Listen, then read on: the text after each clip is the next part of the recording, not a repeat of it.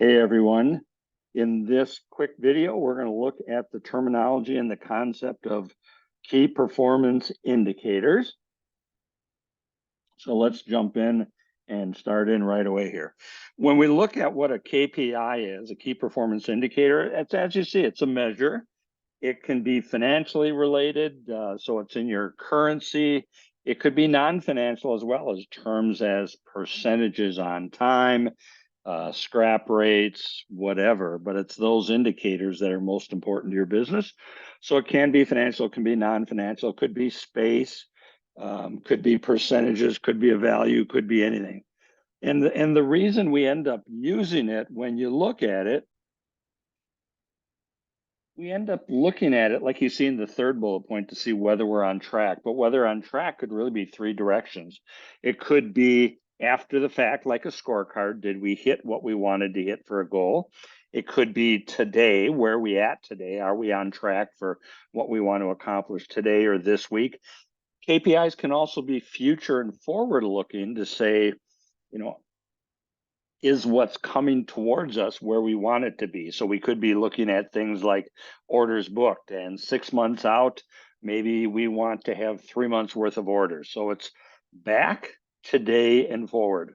And we can't look at every measurement. I mean, if you think of something like an airplane, I mean, they watch everything, certainly in the cockpit of an airplane, but they do have those indicators that are most important and critical. We have the same thing in a business, is looking at those that are most important, and they measure those things that are strategically important to the success of our organization.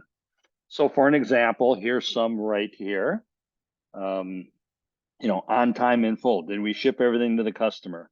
Orders booked versus what we thought we'd booked, or how fast we can respond. I know in the SCORE model for supply chain agility, they talk about what can you ramp up or ramp down from within 30 days, as an example. And certainly today, going into sustainability, we look at greenhouse gas scope 1 emissions as how we doing in that sense. So, a growth-oriented manufacturing company, for an example, might be looking for a return on investment of 25% on all new products introduced. And they might be selecting that because that's the level they have to maintain to be able to grow and reinvest in their business there. So, when we look at why we're important, bullet points like you see, examples, are we successful?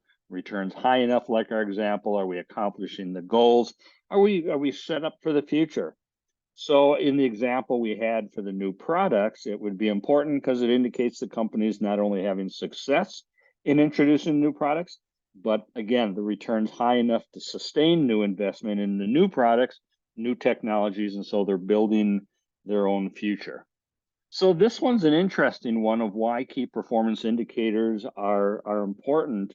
It's interesting to me when you look at research on specific companies, nobody really indicates and uses a specific company as example. I'm not sure why, because that might be something that's tied to a competitive advantage. So as I mentioned here, I'll use myself as an example here.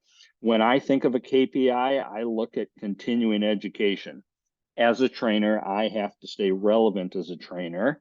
And so I set myself a goal of setting aside 4% of my revenue, and I use that for continuing learning.